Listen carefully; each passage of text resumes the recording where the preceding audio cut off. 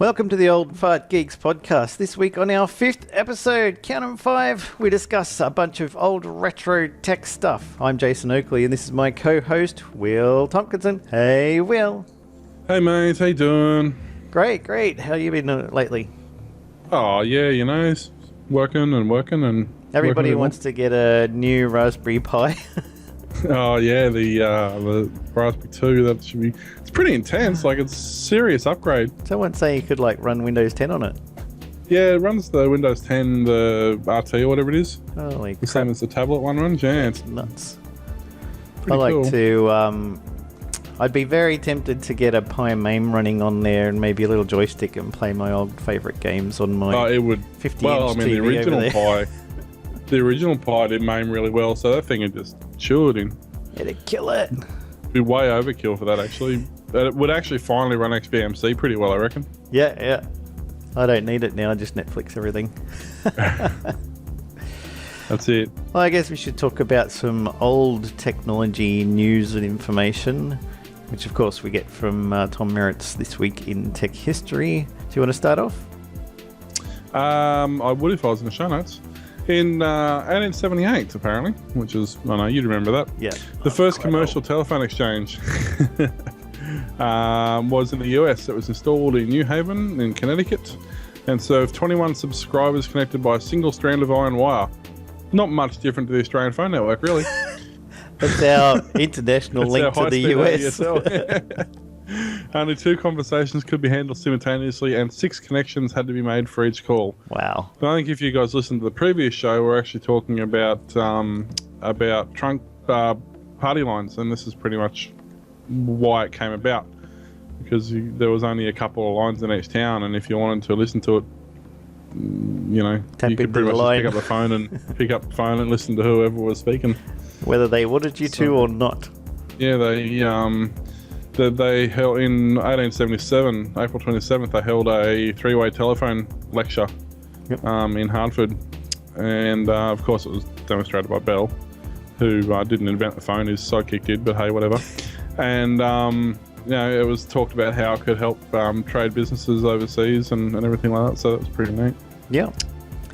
And some of that comes in 1881. Thomas Edison and Alexander Graham Bell, aforementioned, formed the Oriental Telephone Company in agreement with the Anglo-Indian Telephone Company Limited.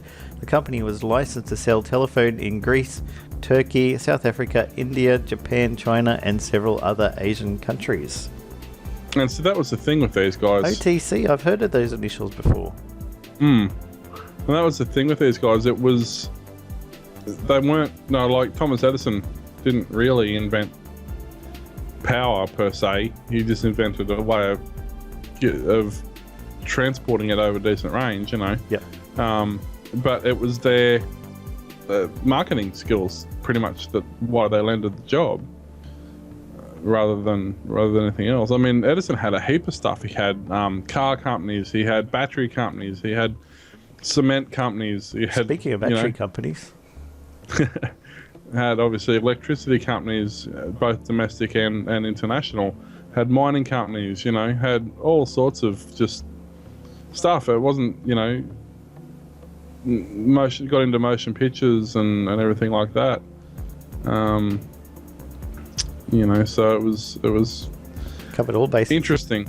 Yeah, I mean, that's the thing, like, you know, Edison's phonograph obviously had phonographs and toy manufacturing and photography. He just basically just did everything, and then just put effort into the ones that took off. And why not? For profit. Well, that was the theory, I suppose. In 1886, Carl Benz, who lives on these days in the Mercedes-Benz, submitted the patent for the Benz patent Motorwagen, which is actually a 3-wheel vehicle. Had a 1-cylinder 4-stroke petrol engine. The world's first patent for a practical internal combustion engine powered automobile. There was previous, I guess, automobiles before that, but they were predominantly steam based. That was sort of when they got known as the horseless carriage. Have you ever seen, is it the Time Traveller? That movie? I can't think who's in it now, but he goes back in time with his wife. No matter when he goes back in time, his wife always gets killed. Oh, Time Traveler's Wife. Is it Time Traveler's Wife? Yeah. Well, in that, at the start of the party, you see the three-wheel vehicle pull up. And that's actually what it is. It's actually the Motorwagen. Yeah, it was. And while it boils the water there, you could always make a cup of tea after your trip. Well, that's on the steam engines. Well, actually, I mean, yeah, it's it was one cylinder. Well, see, that article's wrong because I'm sure it wasn't a 4-cylinder. Let me just check on. I'm sure it wasn't a 4-stroke. I'm sure it was a 2-stroke. Let me double check this. Just while I'm filling some time here, can you go on to the next story? I'm going to come back to this because I'm pretty sure that's wrong. 1895, Charles Protea Steinmetz received a patent for a system of distribution by alternating currents. His engineering work made a widespread power grid practical. So it'll be help them power all the cities. AC, which was once again that was Thomas Edison's baby. You ever see on Family Guy when they had, is it because Thomas Edison invented the light bulb and he's got his house lit up and his heater on and stuff and he's sitting inside keeping nice and warm with the lights on. There's a guy living across the street who didn't have any electricity or anything yet. He hates Thomas Edison so much because he's like, yeah, well, stuff you, mate. I'm going back in my house to read a book. Why don't you? Oh, that's because you don't have any lights. Ha ha ha. Well, and actually it's funny because Tesla had wired power transmission down pat when he was working for Edison, but basically, effectively Edison kicked him out and stole the idea and marketed it because Tesla was just the sort of person who believed everybody was trying to do the right thing. He wanted everything to be released free for everyone to use, didn't he? That's right. Yeah, Edison's like, let's patent everything and make shitloads. Yeah. Well, Tesla patented everything, but he patented via the government. He put the government's name on everything he patented. Yeah. I was right. The first stationary gasoline engine developed by Benz was a 1-cylinder 2-stroke, which ran for the first time in New Year's Eve, 1897. Tom Merritt learned something new. Burn. So it was completed in 85. It had a huge 0.75 horsepower. To put that into perspective, 0.75 horsepower, most lawnmowers are 3 and most whippersnippers are 1 horsepower. So it gives you an idea of how much power it actually had. But yeah, so it's strange that they got that story wrong. It's like one of the largest things in automotive history. We're lucky we've got you here to correct things. Keep us straight on the straight and narrow. It didn't sound right when I was reading it, but I didn't want to say anything because I wasn't 100% sure, but there you go. Oh yeah, that'd be bloody right. I know, right? I just didn't plan that on purpose, but when I put it there, I thought, this is going to be funny. Wilhelm Roentgen spoke to the Wurzburg Physical Medical Society where he demonstrated X-rays by photographing the hand of session chair Dr. Albert von Kolliker, a famous anatomist. Yeah, and 10 years later died of radiation poisoning, more than likely. They all did those days, didn't they? Pretty I much. discovered this really cool thing. Blech. Well, they called it X-ray because they didn't know what it was. Yeah. That's why they called it the X-ray. In Brooklyn in 1901, Alan B. Dumont was born. He would go on to perfect the cathode ray tube, or the CRT, which basically is the old-fashioned televisions. Sell the first practical CRT. commercial. That's it. Sell the first practical commercial television and found the first. I think that was founded the first national US TV network that failed. He found it. It was over there somewhere. He found it under the fridge. No wonder it failed. The Dumont network was eventually sold to Fox, who also failed mostly. And would have died except for The Simpsons. Thank you. And Fox and Matt Groening Family for keeping Fox going. Pretty much, Keeping Rupert Murdoch Rich. It was a livelihood for a lot of years. Yeah. But the cathode ray tube. I mean, obviously we know it from TV, but it was. I don't think it was developed for a television originally. I think it was developed like oscilloscopes and stuff. Yeah, oscilloscopes and things like that to have that line tracing sort of thing going on, and then they figured out they could do other stuff with it. They could do scan lines and bend it with and magnets, electromagnets. Yeah. And then in the old days, you could get the connectors on either side of the horizontal, swap them over, and flip the picture upside down and stuff. Well, yeah, and that's how they used to do when they had the tabletop arcade games. That when it changed from one player to the other, that's how they just flipped the field. Yeah. What was interesting when I used to work at the arcade, we used to import a lot of games from the States, like Sega Rally, Daytona, that sort of stuff used to come over from the States. But when we used to bring them over here, we had to flip the monitors upside down and change the horizontal circuit because the degaussing wand that was built into them was set for the wrong hemisphere. So when it tried to degauss them, it actually made the rainbow effect worse. So yeah, it was actually more than. And for the first time we got them over here, we were like, "What is going on?" And it took us like a month to figure out that's what it was. It was all backwards. The gauss was all, the magnetic field in the gaussing was all messed up. I remember one of my friends used to always have fun with the little black and white TV in the kitchen, and he would like to show me when you get a very strong magnet you put on the side, the image on the screen would go melt over this way because you're pulling the gun across. Yeah. Well, I realised on with the normal TVs, you put a magnet in front of it, you could swirl it around, and you'd get the rainbow effect thing going on. Yeah, not too good for the colour TVs, but well, it was okay. You turn them off, turn them back on, they'd reset. You had to wait till they cooled down, and when you turn it back on, the internal degaussing circuit had come on. Yep. But a lot of people would freak out, "Oh, my TV's no good." But screwed it. We actually had degaussing wands when we were at the arcade. Yep. Because in the middle of the day, sometimes if it was a really hot day, the screens would go funky. So you just walk up to the screen and sort of wave this wand at it, and it'd fix it. But yeah, that thing was great. You'd put you forget that it's on or something, and you'd wave your wallet in front of it. Say goodbye to your card. So it was a massive electromagnet, eh? Yep. Huge. And the funny thing with the older monitors and that, when they started going a bit funny, you could press buttons on the menu and it's got a built-in degausser, and then suddenly there's this great big pong and the screen shakes and then it's degaussed. That ain't not half as much as a NAC Multisync monitor used to make a racket when it changed resolution. Oh, they were hilarious. Cool, oh, man. The first time one did it to me, I swore something blew up. Dead sad. It sounded like someone threw a rock at the back of the monitor or something. It was insane. Clunk! They actually had, most monitors at the time, and this is why they were declared as one of the best quality monitors, most monitors had multiple resolution capability, but it was all digitally scaled. Yep. They still had the same clock chip. They used to use analog crystals, the same as the watch uses, a quartz crystal to keep the sync right.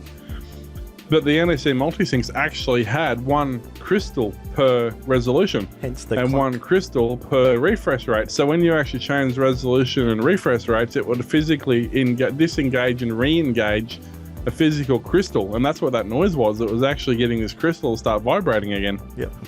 It was pretty nuts. It really was. It was actually pretty cool. But once you knew about it, tell you what though, you do it at 2 o'clock in the morning when you can hardly see the monitor. You bump the resolution up, and it goes bang. You're like, I'm good. So yeah. What were we? I don't even know what we're up to now. 1925. Oh yeah, there we go. Doug Engelbart was born in Portland, Oregon. He is most famous for his work on the first computer mouse, but also worked on many other inventions involving graphical user interfaces, hypertext, and networks. I think we mentioned him before. Wasn't he the guy who came up with the Pong and stuff? Yeah, I think so. Sounds familiar. I mean, that's why it was called the mouse, because originally it was the other way around. The tail was at the bottom. Yeah. Then they found it's too hard to work.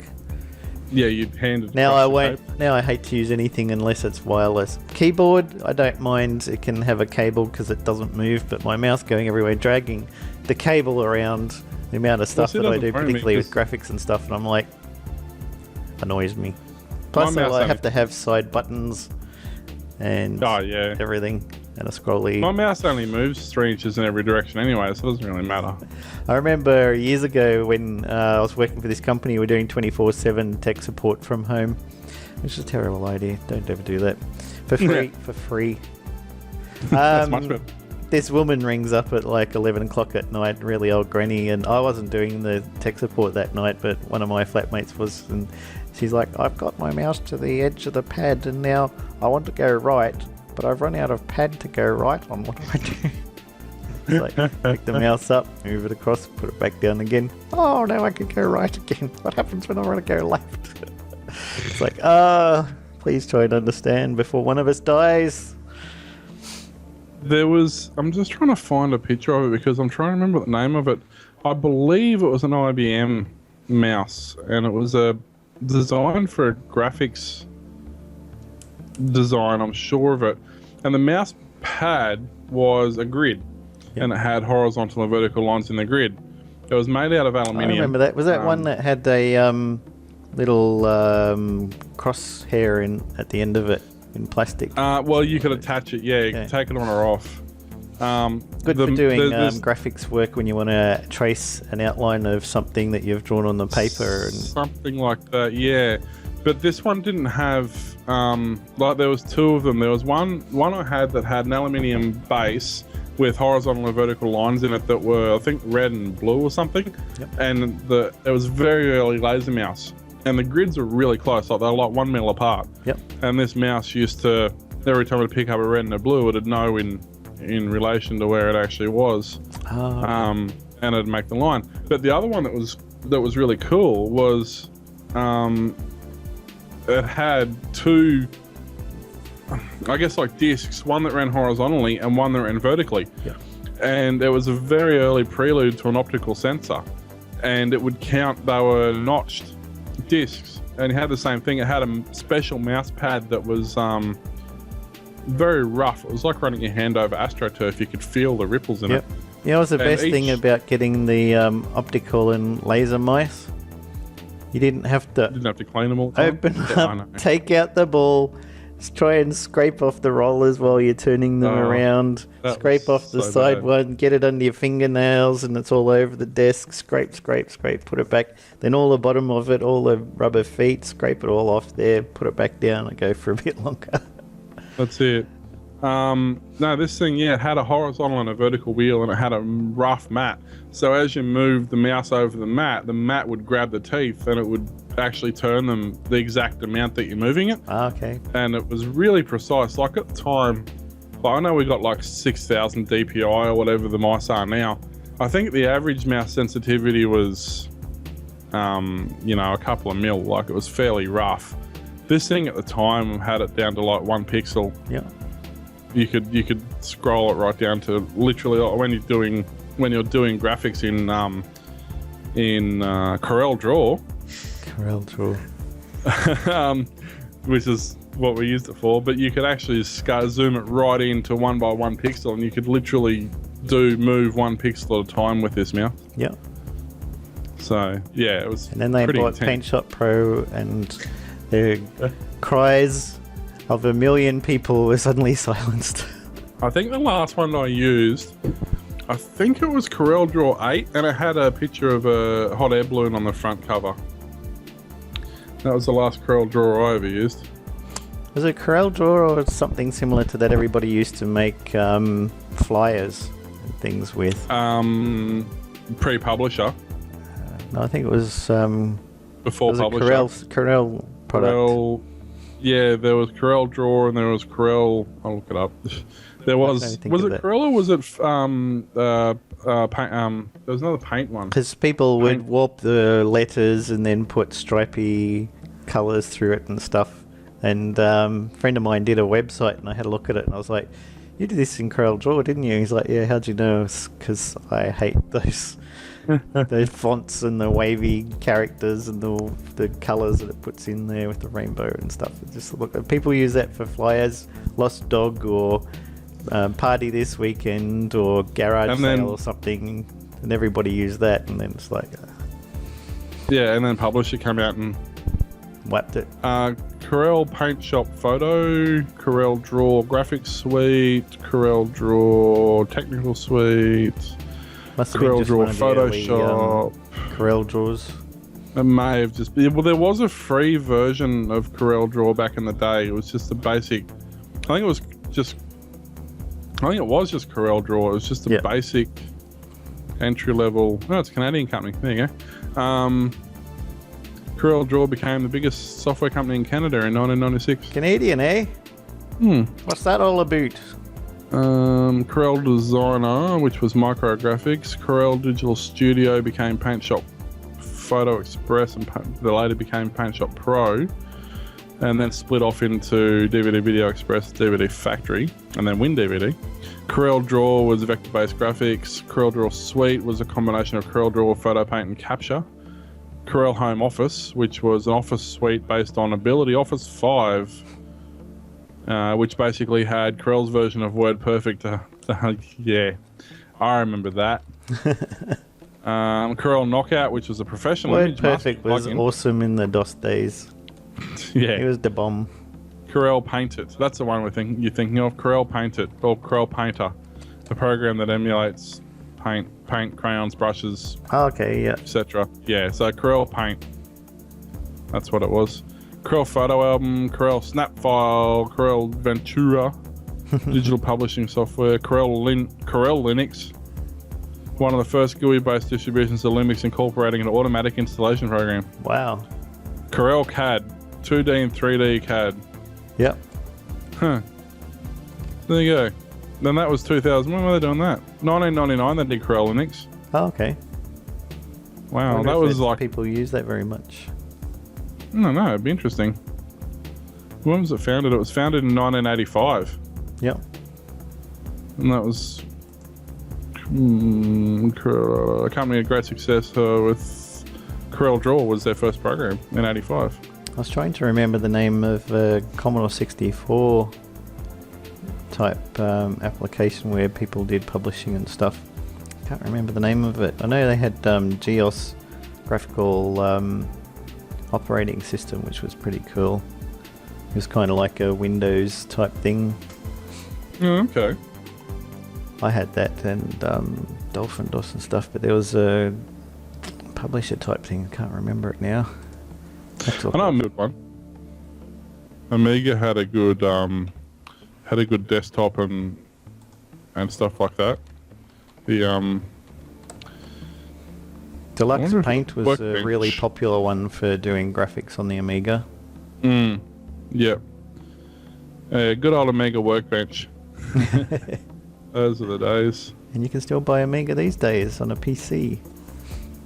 It's like Amiga OS 4 or something, are they up to? Well, Workbench version 4.1 was released in 2006. Yep. Yeah, they came with Notepad, Project, Drawer.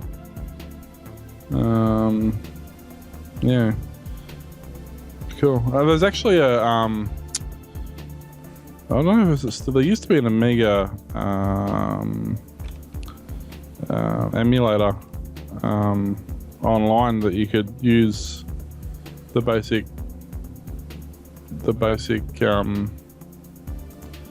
Amiga stuff. Workbench and that. Oh, okay, cool. See if I can find it quickly what we're talking about. Anyway, there was one. Oh, here we go. He says as he finds it. I wonder if it'll work. That's the next thing. Crashed. A shockwave. It was built by Google to work in Chrome. And it doesn't. No, it's trying. Finding Chuck Norris.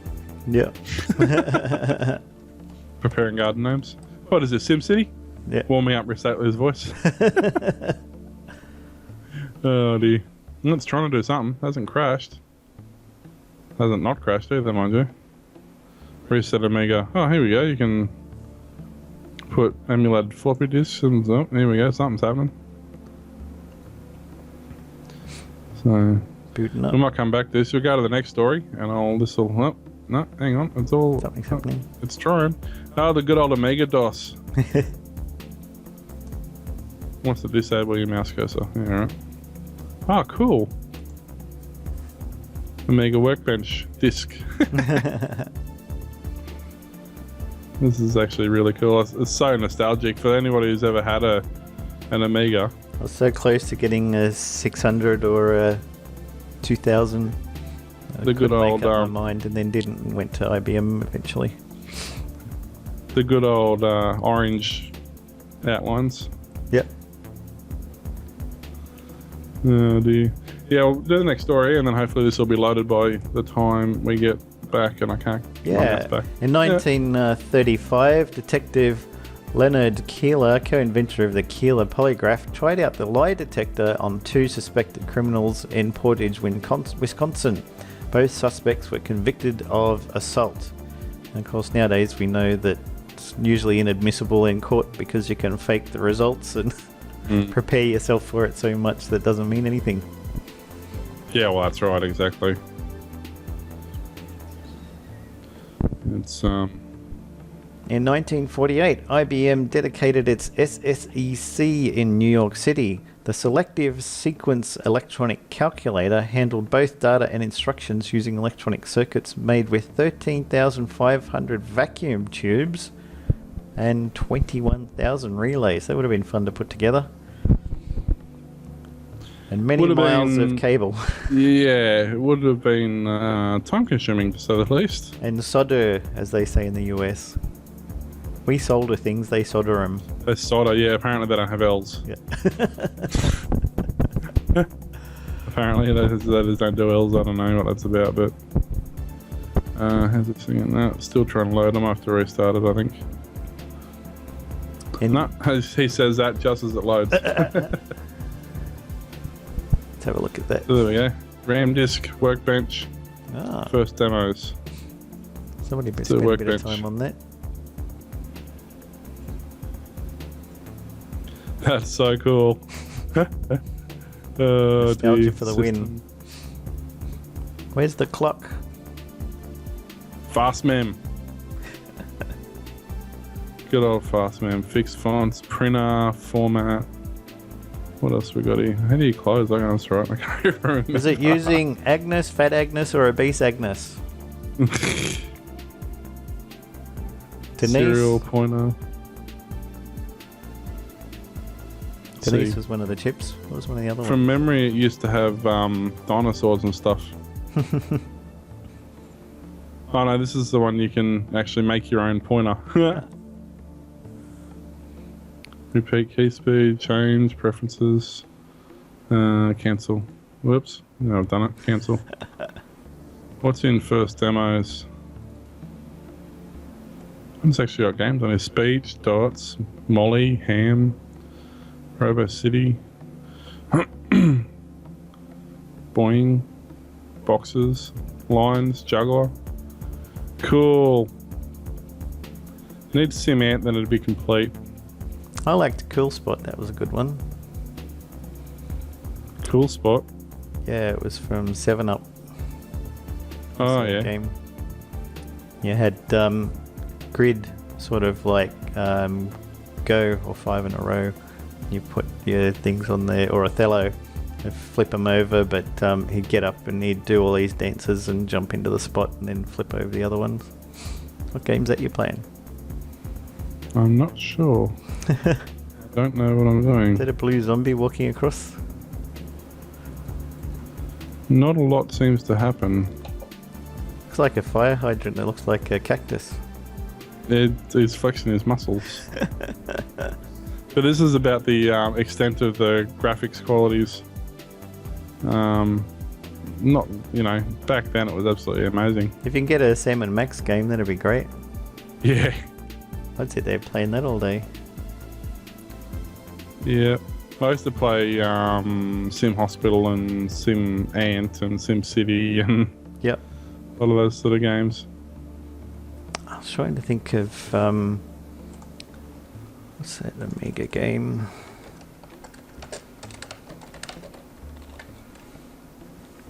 Carrier Command. Do you ever play that one? Yes. You deploy that was cool. 3D game and you deploy out your walrus ship and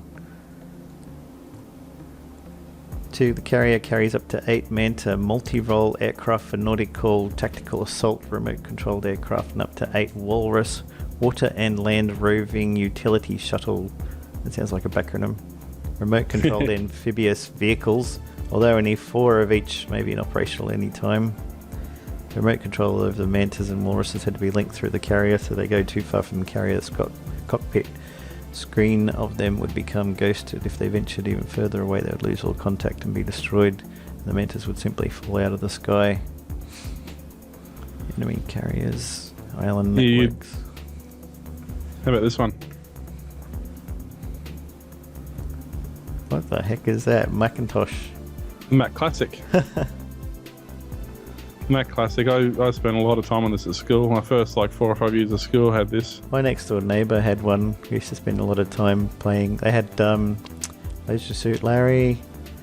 What were all the games? Dang, I can't think of it now.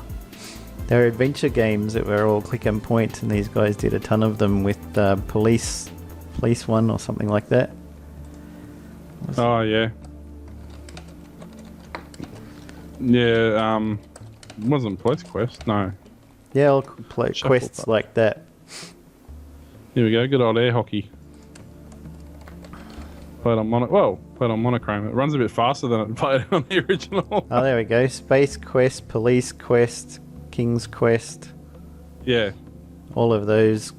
King's Quest, Quest for the Crown, King's Quest 2, Romancing the Throne, King's Quest 3, The Heir is Human, Police Quest, In Pursuit of the Death Angel, Space Quest 1, The Sarian Encounter, Space Quest 2, Volhol's Revenge, The Black Cauldron, Sarian Studio, all from Sarian.net. And we used to play those on his Mac Classic. It was fun. When you're playing Police Quest, when you come out, you had to check all sides of the car to make sure that nobody had planted a bomb or something in your car, otherwise it'd be game over because somebody would blow up your car because you didn't find the bomb in it and things like that. Yeah. So this is a simulation configured for a 4.7 megahertz XT, 256K of RAM and CGA display using the original IBM PC DOS, yep, CGA font ROM, and Windows 1. Oh, here we go. Sierra Entertainment Incorporated is an American video game developer and publisher founded in 1979 as Online Systems by Ken and Roberta Williams, based in Oakhurst, California, and later in Fresno, California. The company is owned by Activision. Sierra is best known for its multiple lines of seminal graphic adventure games started in the 1980s, many of which proved influential in the history of video games. The Sierra label was absorbed by its parent company in 2008. Some franchises such as Crash Bandicoot, Spyro the Dragon that were published by Sierra would be published by Activision. Sierra Entertainment was founded in 1979 as Online Systems in Simi Valley, California by Ken and Roberta Williams. Ken Williams, a programmer for IBM, bought an Apple II microcomputer which he planned to use to develop a Fortran compiler for the Apple II.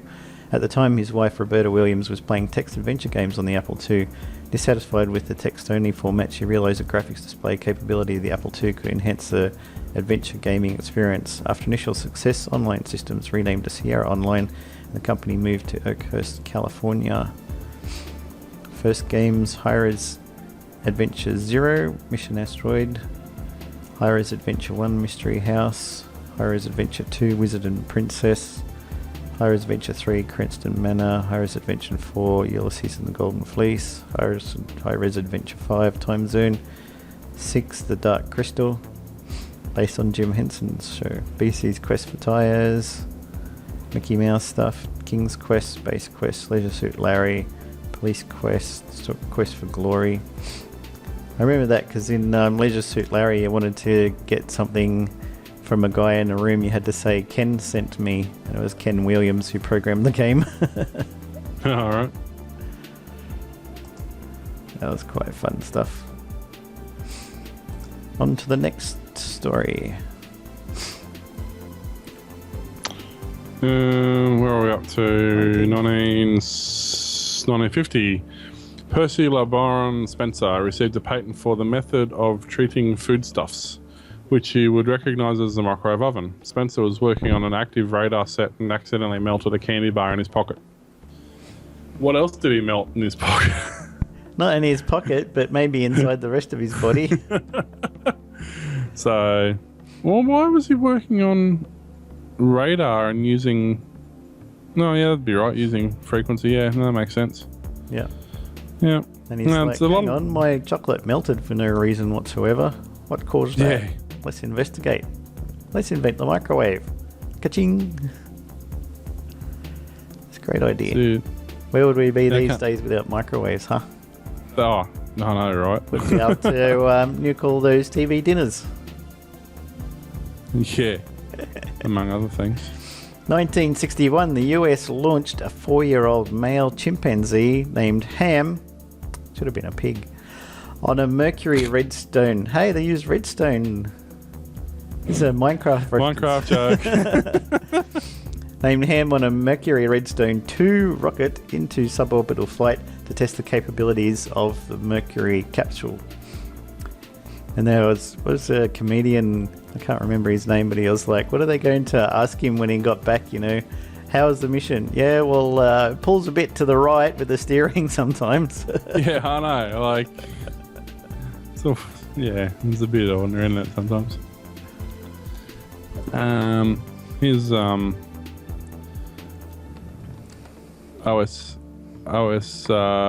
Macintosh OS 8. Ah, you know what? You can do all sorts of... I don't even... This is where I stopped using it. I don't even know how this works. Oh, that's right. This is when it still had Microsoft compatibility with, like, Internet Explorer and stuff. Wow. Internet Explorer 4.5. Oh, dear. Oops, wrong button. Let's see. 1966. In Soviet Russia... the spacecraft landed the Soviet Luna 9 spacecraft landed safely on the moon in the Ocean of Storms. Hang on, what do the Russians know? There's no oceans on the moon. Yeah. It was the first lunar soft landing and the first transmission of a photo. I nearly read that as pornographic data from the moon. I'm like, hang on. Wow. It's photographic data from the moon. So that was 5 years. What, they couldn't put a monkey on there or something? Yeah, he could have had a Kodak Instamatic around his, or a Polaroid around his neck and just go out there, hop back on fly it back to Earth again. Exactly. In 1979, Robert Williams was killed on the job at Flat Rock, Michigan casting plant, becoming the first recorded human death by a robot. Exterminate, kill all humans. The tragic events took place when Williams, who worked at the car plant in Michigan, tried to retrieve some stored parts and was struck by the robot arm and killed. Eventually, our court came to the same conclusion that Williams' family had argued that the robot did not have a sufficient safety mechanism and hit the manufacturer with damages of $10 million, which in 1979, holy cow. Yeah, that was a decent amount. That's, I think, in today's terms, it's approximately a gajillion. Yeah, it'd be close. Yep. Plus tax. Plus tax. Interest. And to top it all off, Windows version 1. Wow. You know, Amiga had a GUI, Apple had a GUI, Linux had a GUI at that point. I think Warp was out, or one of those was out at that point. Microsoft managed to make MS-DOS slightly more graphical. And slower. Well, yeah, a lot slower. And the neat part was, if you clicked on something, is it going to let me do it, or is it because I left the window, it's going to freak out? Just open like a DOS box or something, didn't it? I don't know if I can. Yeah. No, it's because I left the window. It's not going to let me back in. Reload. But maybe it will. Hang on. No. But yeah, it used to, like, it won't let me load anything up. But if it would, you would see that not only does the mouse not really actually do anything, like you can hover over something, but you can't click on it won't access it. You got to use the keyboard. Yep. But if I was to load, say, a calculator, it would close this background window that you can see. It would pop up a DOS prompt. It would run calc.exe, then pop up the calculator over the top of the DOS prompt. So Microsoft was on the ball by the time everybody else had all that other fancy stuff kicking around. Oh dear. Oops, wrong button. Did it again. 1981. Now, what happened in 1981, I wonder, that's inspired a generation of movie lovers later on? I don't know. Could it possibly be the DeLorean? Also known as the DMC-12, which is DeLorean Motor Company sports car, rolled off the production line in Dunmurry, Northern Ireland, which was later on moved to the States when the DeLorean that we all know from the movie, which was... what movie is that? I'm not sure I understand what you're talking about. I don't know. There. They made this. They made a movie, then they made a prequel, then a sequel, prequel. Is that the movie where people went and visited the places that had cracks in the pavement? Yeah, that's the one. Went to the exact places. That's the one. Now, I'm a bit of a motor nut, so this is interesting for me, but I won't bore you too much. But this is the early DeLorean. You've seen that photo there. They changed a lot. They originally started off life with 4-cylinder Volvo engines and stuff in them, and later on they got Chevy engines. Basically, the idea behind the DeLorean was that they wanted a car that could have parts made for it for years to come, which is why they used common things like the wheel was a common wheel size, the brakes were like Chevy brakes, the motor started off as being Volvo or Renault's. Later on, they went to Chevys and things like that, which were much more common, especially in the States. When the DeLorean Motor Company actually moved to Detroit, they moved over from their, French and sort of French heritage to the Italian, American history heritage. And so that was the idea. The problem was they decided to make it out of stainless steel. If anybody knows anything about stainless steel, it's incredibly hard to mold without breaking. So there was a lot of time spent repairing the bodies because they'd break when they're trying to mold them. Yep. The workers were mainly inexperienced, but it didn't really matter because there wasn't really a lot of people who had worked with that sort of material in that sort of quantities anyway. But at the time in 1981, when they started being released, they were sold with a 5-year, 50,000 mile or 80,000 K service warranty, which was unheard of, really. But because they were using tried and tested parts, they knew that they were reliable. They made about 10,000 of them. The early ones, the Mark 1s, between 81 and 82. They ended up, I think in total, they made somewhere around 50,000 or something like that. Nice. When they finally finished in, I think it was about 80, I can't remember when it was, 83, 84, something like that was when they wrapped up. But they were quite often said that they were the car that there was no two cars the same, because they were a monobody stainless construction. And there was so much finagling to make all the panels line up and nothing bent the same way twice. Every car was effectively different. You couldn't take the bonnet off one car and put it onto the car beside it because they just wouldn't fit. So yeah, crazy. So they were pretty neat. But they had this really unique mono style underbody where everything was assembled into the body in one sort of streamlined design, and then they dropped the body over the top of it. It's a really interesting design, and it's only recently that they've actually started to come back to this design. But they're a lot of fun, hugely popular now, much more popular now than when they actually were released. So obviously, it was made popular by Back to the Future, and I think that it's very hard to find a DeLorean now that isn't in some way modified to some degree at least. To the Back to the Future specs, but this is one of my dreams. I only have a handful of cars that I always want. Some people want exotic cars. They want Ferraris or Porsches or whatever. I want one of these. I want a Lamborghini Diablo. Yep. Or any of those early Countach or one of those early Lamborghinis, the muscle cars. I know they're a dog of a car, but they look cool. Testarossa. No. Something like that. There's only an SLR 5000 or A9X Tirana. There's sort of only like 3 cars I really want, and this is one of them. But yeah, there's such a fascinating car. And the neat part is, last year I think it was, or the year before, DMC actually opened its doors again. They actually found a massive warehouse, and I'm talking huge, like it was some ridiculous amount. Like they found enough spare parts in their entirety to build something like 20,000 cars. Jeez.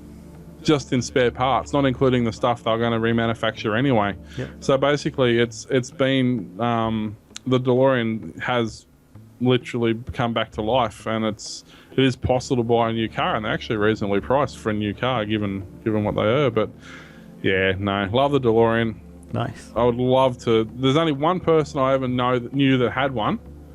It was when I used to do lawn mowing and stuff. One of the doctors that we used to do his place, he had one. And I teed up with him to go to take it for a drive and everything. Yep.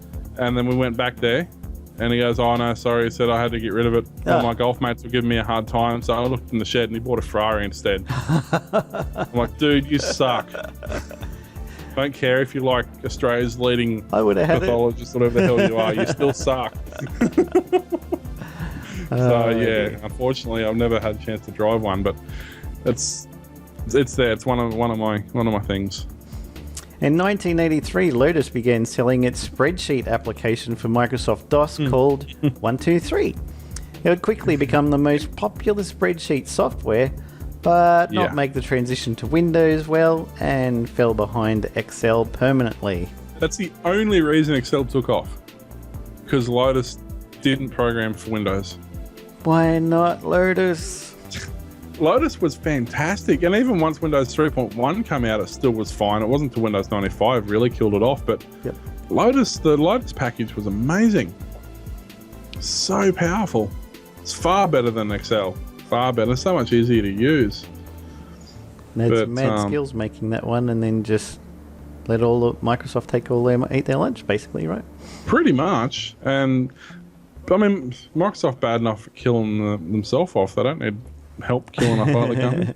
I mean, they bought out like Works, and they had the Word for Windows and Suite, and the Works for Windows Suite, and then of course they had Word, which was different again. But they had Microsoft Money, which was great. They had Encarta, which was great. At the time, back on the old days, you could hardly buy a Windows computer without getting Works pre-installed. Works and Encarta and all that sort of stuff. Well, Works was like the base package. Sort of, you had Notepad, then you had Works, and then you had Money, which everyone loved Money. Why they stopped? I don't know. Probably all the tax rules got too much for them. 1983, Apple released the Lisa, the second commercial computer with a GUI, after the Xerox Star. It only cost 10 grand, and for that you got a box. Lisa, it's your birthday. Happy you had to put, Lisa. You know, you had to buy your monitor, had to buy. Actually, no, sorry, the Lisa, that had the whole lot with it, didn't it? Yeah, I was getting confused with the one before the Lisa. Yeah. The Lisa was all-in-one. It was effectively the first all-in-one computer that Apple pretty much designed, the all-in-ones. Yeah. In this case, it was the single-button mouse, which is still a thing. Will you knock it off, seriously? A couple of floppy drives, a screen, and a keyboard. Yeah, so that, it was $10,000 computer. Only sold 10,000 units. Wonder why. Released 9th January 1983. Hang on a minute. No, didn't have the month there. It was the Local Integrated Software Architecture, is what LISA stood for. Gigantic flop, but it paved the way for success of the Apple Mac, which paved the way for the success of the MacBook, which paved the way for the success of the iPhone, which paved the way for the success of the iPad. So you kind of get it. They, they're good at that. They're very good at following a path. I mean, well, I actually missed a few in there, because remember they had in the early 90s, that's a they had backronym too, that Lisa, because Steve said he named it after his daughter. Oh, okay. And then they had to find something else to call it. Yeah. Remember the, what was the first of the iSeries? The iMac. No, was it eMac? eMac, yeah. eMac. It was that big bubbly looking... eBook, eMac. Wasn't it the very eMac? colourful. That big plastic... I mean, I know they had the later ones had the LCD. That was one of the first things that Johnny Ives came up with and revolutionised. Oh, really? That's funny. I've typed in eMac, and all I can get is the newer design one, which is like a dinosaur egg looking thing. Oh, I can't find the older ones that were the fluorescent bubble coloured ones. No, they're probably iMacs even. Do look for here we go. Apple iMac. No, they were iMac they were G3. Emacs. Yeah, they were. There we go. They were the AAA Emacs. They're the multiple coloured things. All the ones I was finding was this other design, which is that sort of more smooth, rounded looking. Okay, yep. one. I actually cleaned a school out of those at one point. We actually did. I got a whole heap, but they weren't bad specs. They were like 1 gigahertz or 1.2 gig systems. Yep. With, I think they had 512 meg of RAM and 80 gig hard drives and CD burners in them. They were pretty decent spec. They were the last of the CRT ones. But for some bizarre reason, the tech who was at the school, their computer tech, so that he made sure we couldn't get any of the data off them, and to make sure that they were securely destroyed, he took the IDE cable, undid 12 screws to take the casing off the system, took the IDE cable off, bent over pin 40 on the IDE back of the hard drive, and then put it all back together. Now, if anybody knows anything about IDE, pin 40 isn't a carrier pin. It's just an alignment pin. It's not required for anything. So you could literally just get a pair of pliers and straighten it up if it worked. And if it snapped off, it didn't matter anyway. Yeah. Plug the IDE cable back in and boot all these computers back up. Fail. But we got a heap of them. I must have pulled like 200 out of the school. Yeah. I charged them $20 each to scrap them. And I sold them on eBay for, I think at the time I was still getting $500 each for them. Nice. So that was a good day. That was a good day. In 1984, the original Macintosh was introduced, becoming the first commercially successful personal computer to feature a mouse and a graphical user interface rather than a command line interface. And it was also the year they had that advertisement, 1984, for the Apple, where they have the person up on the big screen and all the people watching it from 1984, and then someone comes along and throws the hammer at it, destroys it. That's Steve Jobs back in 1984.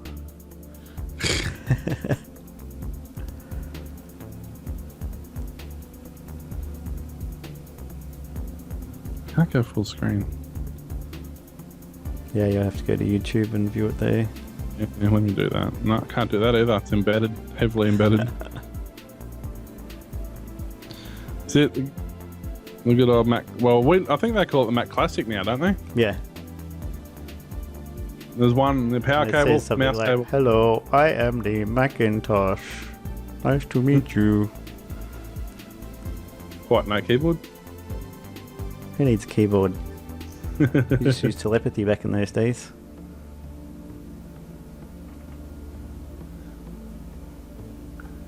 Oh, dude. Yeah, so yeah, that was. They're putting up on this. They're supposed to be putting up on the projector, so put it up on the projector. Come on. I don't want to sit here and look at this little tiny bloody screen. Seriously, you're going to show that little screen? Yep. They've got technology to put stuff onto a projector. They don't have technology. There we go. There we go. Oh, vector-based scrolling graphics. I remember people used to do that on Commodore 64. Come on. The audience, you guys can't hear this, but the audience is going Burko, and for some reason they're playing that stupid theme song out of Chariots of Fire. Yeah. Seriously. Macintosh, Insanely great. Asheningly Greek. Yeah, great. Greek. Yeah. That's instantly Greek.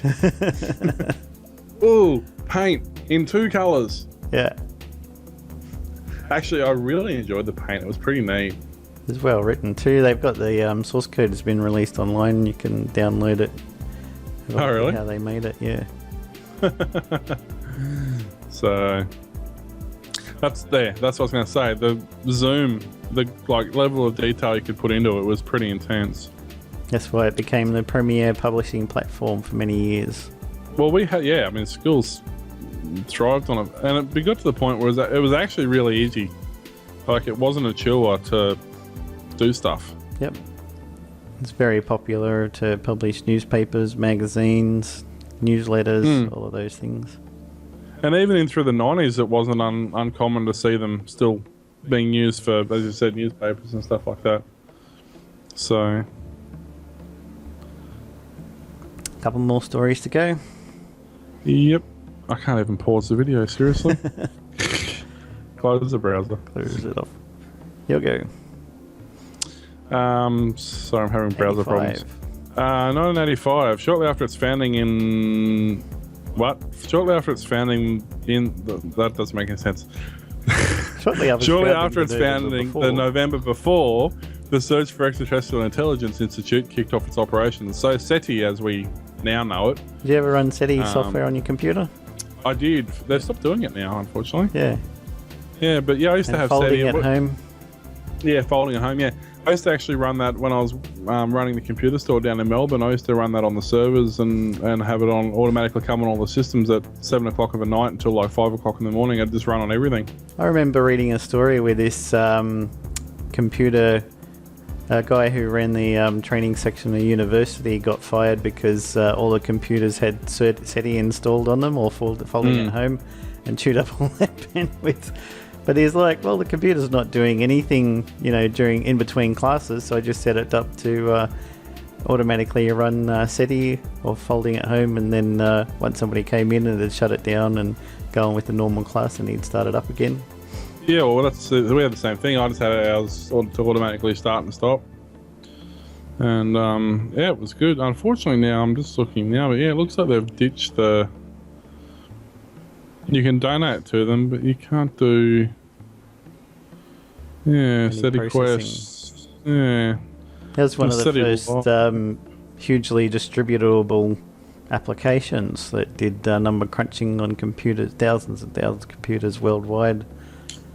Yeah, it was. That's it. I mean, it saved them money because they didn't have to throw huge amounts of money at their mainframes. Yeah, people had them on like screensavers and stuff. If you're not doing anything, the computer just automatically kick in, download its code, start crunching the numbers, upload it back up to the server again, download the next one. In some respects, it's similar to what Bitcoin is in that respect. Oh wait, it does look like SETI has come back again. It does. Folding at home is now folding.stanford.edu. Ah, there you go. So that's you can do proteins research. Yeah. So Alzheimer's, Huntington's, Parkinson's, and cancers. So it's the same mob that did the original one, but they're just changing it now for folding. For the protein folding. So I might download that now that I know it's a thing again. Yeah, I think you can. Last I knew, you could even run it on your Android. Oh, really? Yep. Like don't have enough battery problems as it is. Yeah. Well, if it's plugged in overnight, charging gets 100%. Yeah, well, that's it. Might as well do something, even while you sleep. So, the proteins, they're folding like crazy. Oh, that's why they call it that. Okay. Wow, that's really loud. Brazilian tiny proteins. A Brazilian. Yeah. Tiny tools. Your body uses to fight disease. And we need help. Yep. So yeah, that's I might download that now. That's a thing. I'll get back into that because that used to really. I had it's great because you could actually see the statistics. And you join teams. You've done, and yeah. You want your team to win. Well, that's it. We were pretty well placed in Australia because we had. I'm trying to think. We had for a private company anyway. So we had huge back in the 90. What was that? 99 to 2002 or thereabouts. Yeah. We had And I said all our server space, and it wasn't just us, it was a lot of the places that we looked after. Like we had Travel World and a few places like that had massive servers and stuff like that as well. And because we were setting up all their servers, it was all set up with our folding accounts, so it would automatically run overnight. And all I do on overnight's backing up anyway, so you know, then I might as well do something with it. So yeah, we had a huge mouse of statistics. It was pretty intense back in the day. Sad story on the next one. Yeah, 86, the Space Shuttle Challenger experienced an O-ring failure. Don't you hate it when you have an O-ring failure? Yep. And the solid rocket booster during the flight, 73 seconds after liftoff, a catastrophic explosion claimed crew and vehicle. Not the first, probably won't be the last, but most of them. You just remember watching that video for years, where it explodes and then pieces go off in leaving a smoke trail behind. That's it. Even if you didn't see it live, everybody's seen it at some point on YouTube or whatever. Yep. You know, and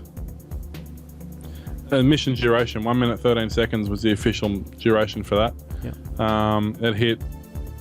It had travelled 18 miles. You know, it's a lot of weight. Like it's 270,000 pounds. So it's basically what's that? 500. So 500,000.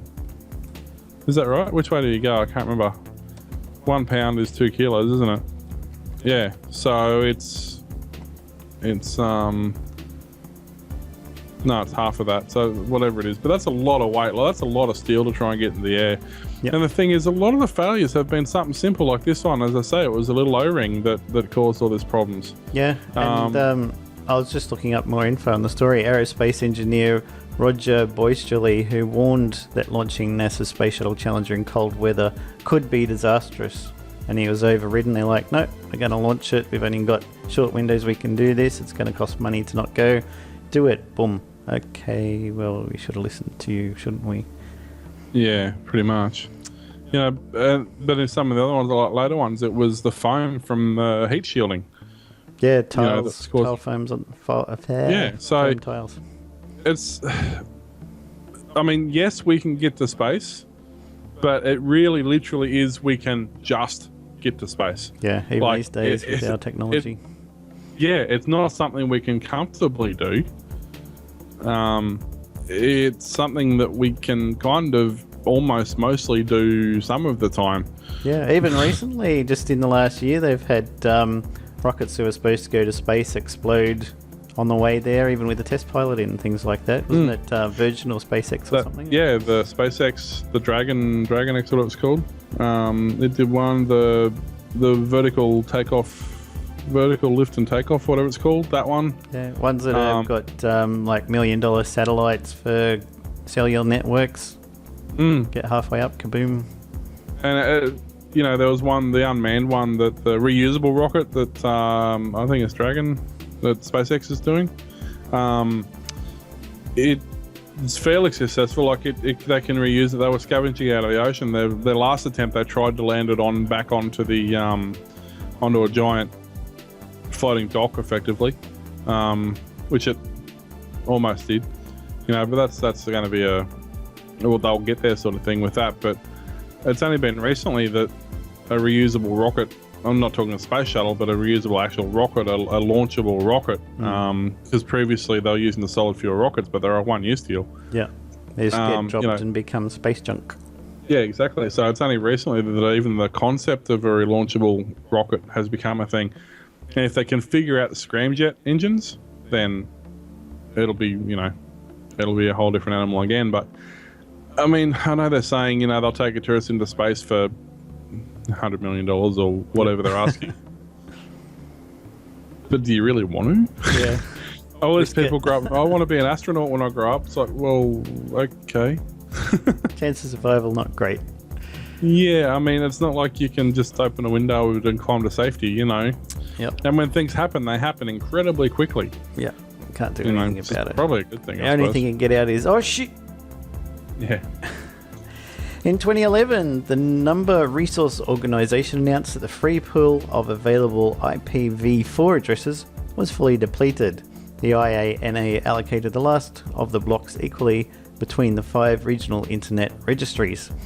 And we're still using them to this day because nobody has bothered, well, not many have bothered to switch over to IPv6 properly yet. Yeah, except major corporations, Google and stuff, I'm sure have done it. But the thing is, though, it was 2011 they announced they'd run out of IPv4. 2014?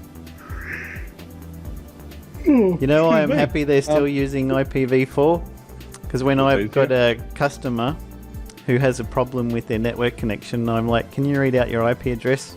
Yeah. 192.168.0.5 is good. 0FFF:385F:... Yeah. is going to be hella difficult to support. It was funny because it was really only last year where they officially announced that that actually there wasn't any available. But they say there's none available. But I'm sure there'd be, if they did a cleanup, there'd be a hell of a lot of dead IP addresses that they could use. Yeah, they're just relying a lot heavily on network address translation for now, and yeah, hope it keeps going. What's funny is IPv6 became available in 1999. Yep, that's when it should have been starting to switch over. That was when they should have said, this is what we're going to do. Because, I mean, IPv4 effectively been around since, I guess, Ethernet networking. Well, not even Ethernet. It was CAT, wasn't it? RJ45 or whatever. Sounded like Doug to me. What was it before it was RJ45? It was BNC. Yeah. And then before that, it was all serial and stuff like that. So when was IPv4? It was BNC.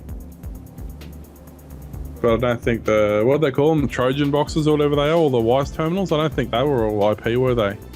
No, I don't think so. That was all done with those Trojan serial interfaces. Ring networks. Ring networks, yeah. Well, I guess BNC technically was a ring network. Yeah, that's what I mean. And we had a problem at the university I worked at where one of the teachers there unplugged his computer from the network and pulled the cables out and then packed away his computer, and it took us 3 weeks to find out why the network had suddenly gone down. Yeah, because you didn't have a T-piece with a terminator. He was plugged straight into the back of his card. Yep. So he unplugged that from the card, unscrewed the card, and the cables, just left the cables off because he wasn't using any more, packed away the computer. Suddenly the whole network goes down because it didn't exist anymore. Had to get people in with network tracers and follow the cables from one room to the other, upstairs, through the next level, up to the next level. Hang on. Why is this not plugged in anywhere? Oh yeah, we didn't need that computer anymore, so we got rid of it.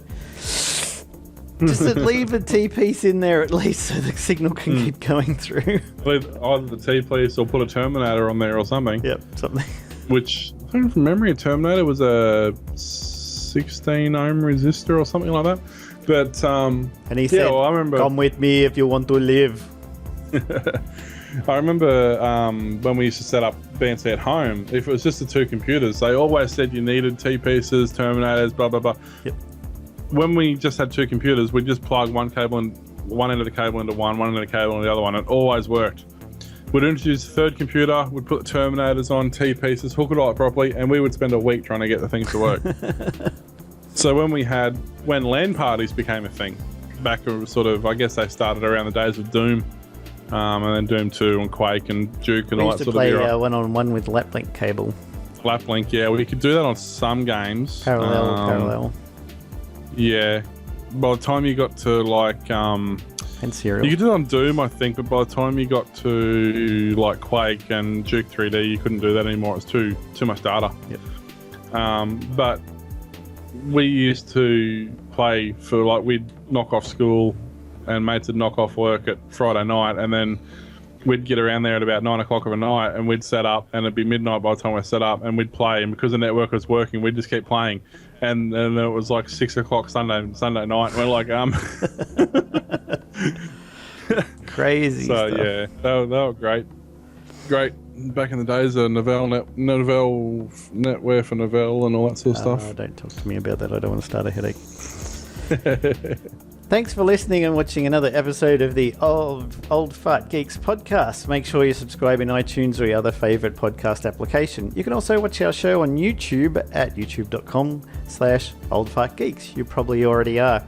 Don't forget to subscribe so you'll keep up to date with our shows. Next week we'll have our BBS address just so you can log on there if you want. You can follow us on Twitter. Our accounts are Warlock, which is WAULOK, and Mr. Tomkinson, MRTOMKINSON. And our show's main account is at Old Fart Geeks. Music for our show is provided by the Free Music Archive. Thanks for listening, and don't forget, check out our Obsidian Loft podcast as well. Go to obsidianloft.com for more details there. See you next time. Bye.